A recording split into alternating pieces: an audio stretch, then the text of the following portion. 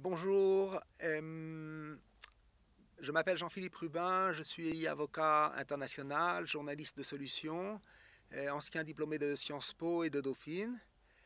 Nous allons aujourd'hui parler ou faire une analyse civilisationnelle de la politique de la présidente de la Commission européenne, Madame von der Leyen, ensemble, en particulier à partir d'un discours, le discours sur l'état de la nation qui a été prononcé le 15 septembre 2021. Discours qui est remarquable, qui est très novateur et qui crée une véritable révolution en Europe. Nous allons montrer pourquoi.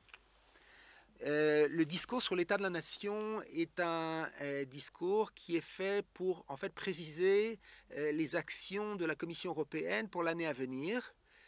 Ce discours donne lieu à un débat au Parlement européen et nous allons essayer de voir à travers ce discours quels sont les changements de paradigme, quelles sont les solutions nouvelles qui sont proposées par Madame la Présidente de la Commission européenne à l'Europe, à la population européenne et en particulier aux nouvelles générations.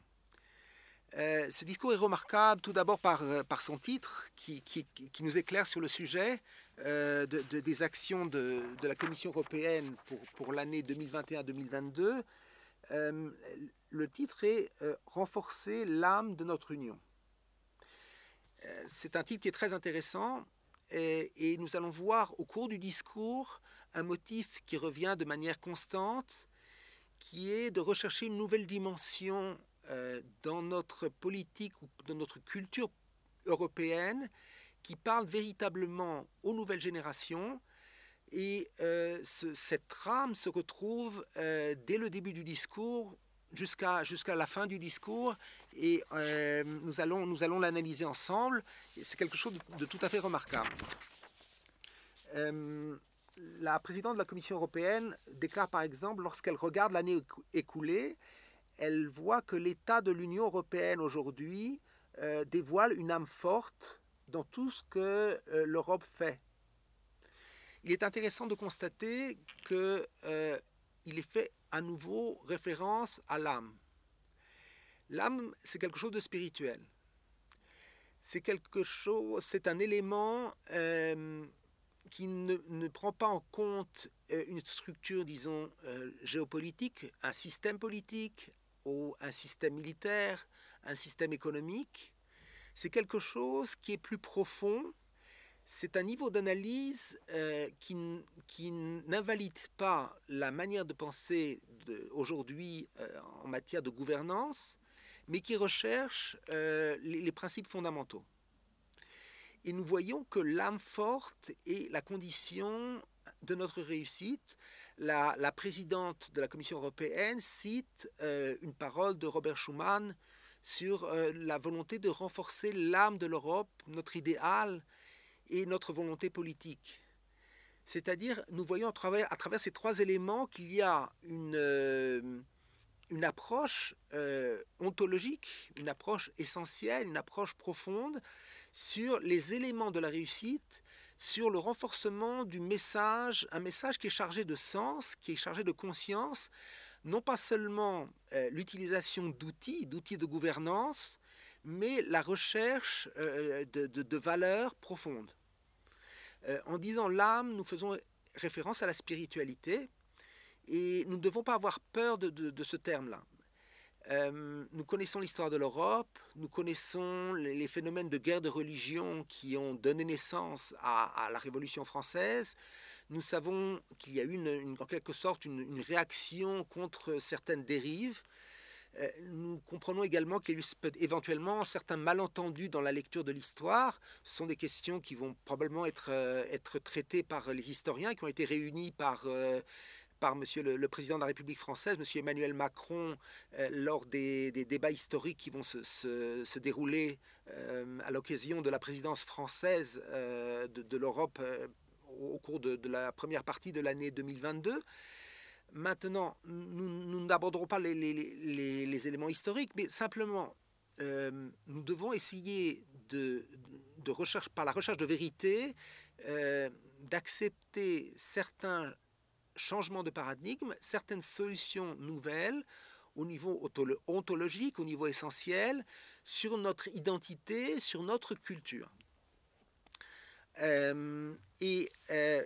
la suite, Madame la présidente Madame la présidente de la Commission européenne dit « Pas de doute, l'année prochaine, il y aura un autre test de caractère, mais elle croit que c'est précisément lorsque vous êtes testé que votre esprit, votre âme brille vraiment. » Quand Madame la présidente de la Commission européenne regarde notre Union européenne, elle sait que l'Europe réussira ce test.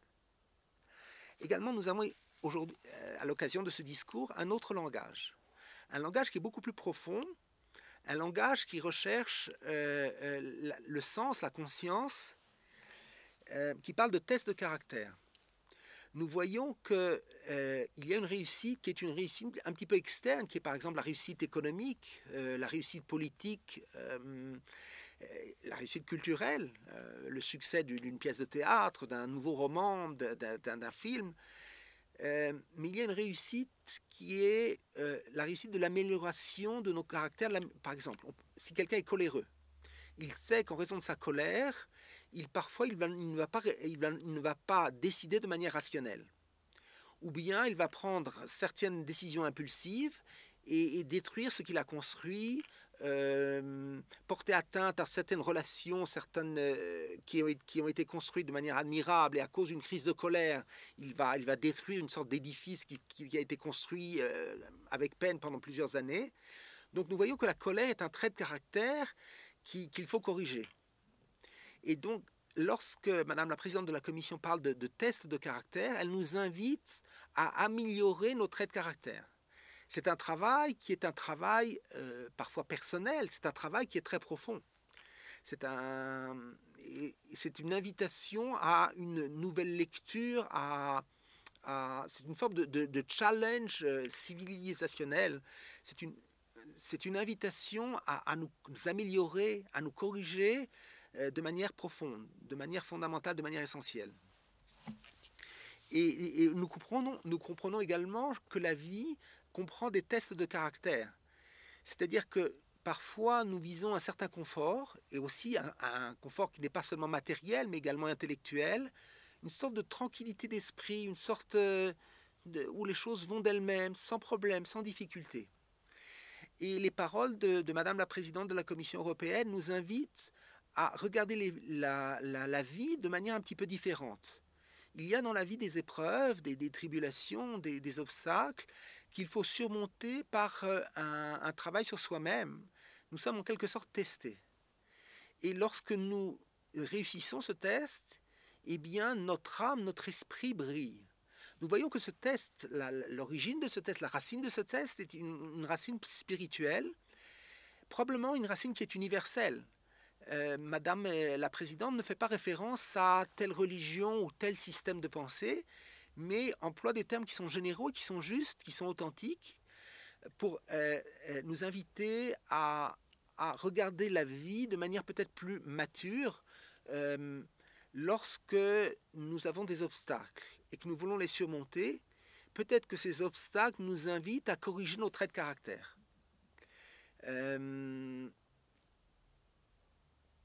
Nous allons donner un exemple. Lorsqu'un dirigeant fait face à certaines humiliations, que ce soit au sein de sa famille ou que cela provienne de ses subordonnés, eh bien, s'il réagit par l'emploi de la force, s'il réagit par des crises de colère, pour essayer de contrôler la situation par la colère et la force, il est possible qu'il passe à côté de cette épreuve. Et cette épreuve l'invite à peut-être plus d'humilité dans sa fonction. Peut-être que ces humiliations viennent lui dire que ce dirigeant a pris la fonction comme un moyen de faire grandir son orgueil, et non pas comme un moyen d'apporter des solutions aux populations dont il a la charge. C'est-à-dire qu'au lieu de voir sa fonction dirigeante comme un moyen d'aider, de servir en quelque sorte, de venir d'être à l'écoute d'une population, de l'aider véritablement, d'apporter des solutions, de la diriger, de la guider, il voit peut-être sa fonction comme une manière de grandir son importance, de recevoir des honneurs, Et ces humiliations viennent peut-être lui rappeler que sa fonction ne lui appartient pas, elle vient servir les populations, elle vient pour être à l'écoute des citoyens et pour les aider vraiment. Et s'il réussit ce test de caractère, et s'il supporte ces humiliations qui sont désagréables, et qu'il comprend que la nature est l'essence de sa fonction dirigeante, et qu'il se met au service des populations qu'il sert en leur apportant une véritable gouvernance, en les guidant véritablement, en apportant des solutions concrètes, eh bien, il aura réussi son test de caractère et il va rayonner. Il va être joyeux, il aura une tranquillité d'esprit. Et probablement que la présidente de la commission fait référence à cette situation. En réussissant un test de caractère, nous rayonnons. C'est le véritable rayonnement. Le véritable rayonnement, c'est d'avoir surmonté l'obstacle par une amélioration personnelle de ses facultés, de sa conscience. Ce n'est pas seulement la faculté intellectuelle, ce ne sont pas des techniques de gestion de la gouvernance, mais ce sont des traits de caractère, dirons, la conscience. Par la suite, la présidente de la Commission européenne dit également, comme l'a dit l'ancien président tchèque, monsieur le président Havel, il voulait que toutes ces grandes valeurs européennes nous guident. C'est des valeurs qui viennent du patrimoine culturel, religieux et humaniste de l'Europe. Ces valeurs font partie de notre âme, de l'âme européenne, de ce qui définit aujourd'hui notre Union européenne, nos dirigeants, notre gouvernance et nos citoyens, nos populations.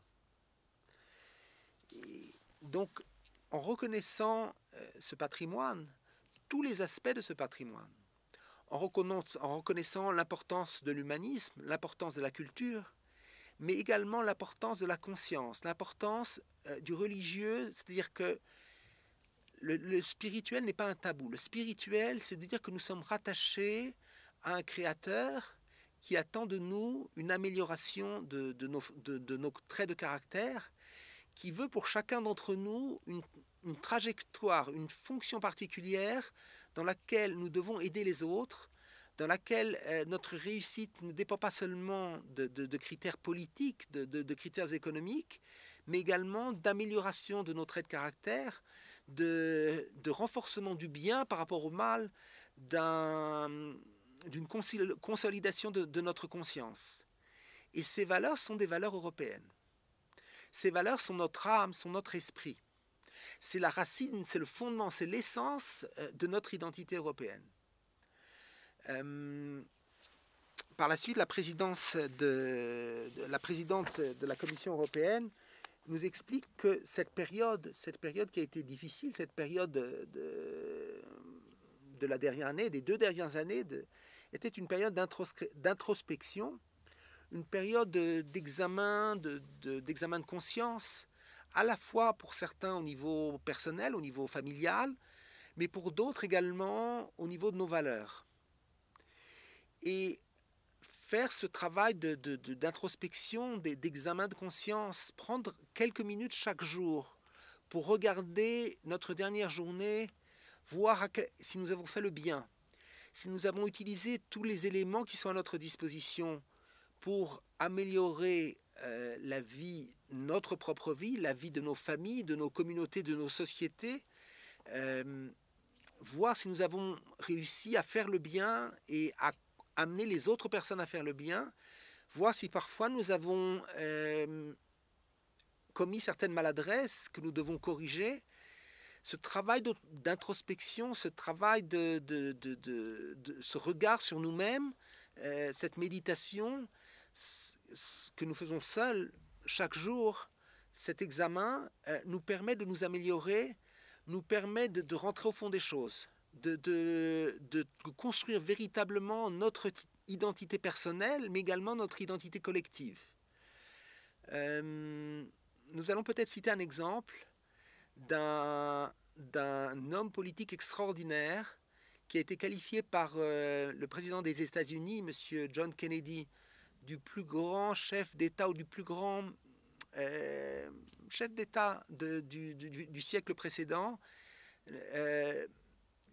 nous allons parler donc du second secrétaire général des Nations Unies, Monsieur Dag Hammarskjöld, qui avait une carrière diplomatique exceptionnelle, avec une conscience extrêmement développée, à la fois des convictions très profondes, et en même temps un souci du dialogue, de la négociation, une très grande intelligence, une très grande approche du concret, une très grande réflexion personnelle. Et son secret a été dévoilé après son décès.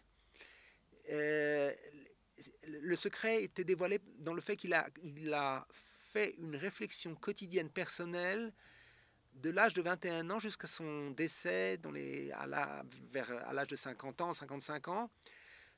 Pendant 30 ans, il a fait chaque jour une introspection. Il a chaque jour réfléchi à l'amélioration de sa gouvernance, car il a occupé très très jeune des fonctions importantes en Suède. Après une carrière, des études économiques brillantes, il venait d'une famille qui avait l'habitude de la gouvernance, et il a une carrière politique, une carrière de gouvernance exceptionnelle en Suède et par la suite aux Nations Unies. Et cette approche très fine, très diplomatique, très, très intelligente, avec beaucoup de conscience, elle est probablement attribuable à la réflexion personnelle, à l'introspection quotidienne que ce très grand dirigeant politique a fait pendant 30 ans, 30 années, chaque jour, et qui a été consigné dans ce livre qui s'appelle en anglais The Markings, livre qui a été traduit dans beaucoup de langues, traduit en français, en russe, en espagnol, en anglais, en chinois, dans une quinzaine de langues.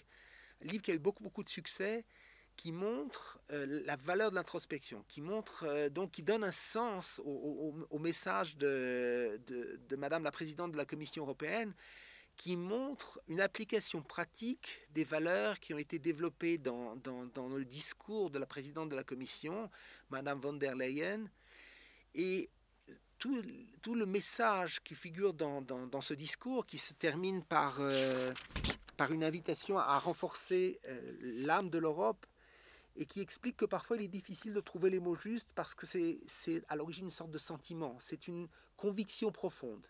Ce renforcement de la conscience, de l'âme, au niveau personnel et au niveau collectif, au niveau européen, c'est une conviction, une conscience qui va à la racine de l'âme, qui va à la racine de l'identité personnelle et de l'identité collective. Et la présidente de la Commission conclut son discours en disant « C'était l'esprit des fondateurs de l'Europe et c'est l'esprit de la prochaine génération de l'Europe. » C'est en fait ce travail de développement de la conscience et l'attente correspond à l'attente des jeunes générations. Les jeunes générations veulent du sens. Nous entendons ce message parfois lorsque les jeunes, lorsque parfois les intellectuels nous disent que nous sommes sympathiques, nos discours sont attrayants, mais nous voulons un discours qui nous parle. Nous voulons un message authentique, un message véritable. Nous voulons retrouver notre âme, retrouver notre conviction, retrouver notre identité, et nous savons que par ce biais, nous rentrons à nouveau dans l'histoire, nous assumons à nouveau notre fonction ontologique, notre fonction essentielle, notre fonction d'être un messager du sens, un messager de la conscience. Et c'est l'attente donc des nouvelles générations. La présidente dit, c'est l'esprit de la prochaine génération de l'Europe. Inspirons-nous donc de tous les jeunes qui changent notre perception de ce qui est possible. Nous pouvons faire cette révolution au niveau de nos conceptions, ces changements de paradigme. Nous pouvons trouver des solutions nouvelles pour développer notre conscience individuelle et collective, pour développer et renforcer l'âme de l'Europe. C'est l'avenir de l'Europe, rendons-la plus forte ensemble. Ces paroles-là sont des paroles de Madame von der Leyen, la présidente de la Commission européenne. C'est ainsi qu'elle conclut son discours en invitant la Béatrice Viau, la grande championne qui en fait était handicapée, qui a surmonté ses handicaps grâce à un travail sur la conscience, un travail de renforcement, qui a montré en fait à travers son exemple personnel que le matériel n'est pas l'objectif ultime, puisque au niveau matériel, elle avait une vie extrêmement difficile, elle avait des grands défauts matériels, mais elle a réussi à surmonter ces carences en quelque sorte matérielles par un développement de la conscience, un développement du spirituel, un renforcement des traits de caractère, et à travers son exemple personnel, elle donne un sens, elle remplit elle remplit ce sentiment, cette conviction d'une conscience véritable, d'une conscience européenne qui donne à l'Europe son véritable rôle et son rayonnement en Europe et dans le monde entier. Alors nous espérons, il y aura dans quelques jours un débat au Parlement européen à l'occasion de la présidence française, et que nous saluons aujourd'hui. Et peut-être que ce sera l'occasion de continuer et de renforcer le message de la présidente de la Commission européenne et à travers les débats au Parlement, de renforcer l'âme de l'Europe, la conscience européenne et de rayonner pour nous les Européens et pour le monde entier. Beaucoup de courage et beaucoup de réussite. À bientôt.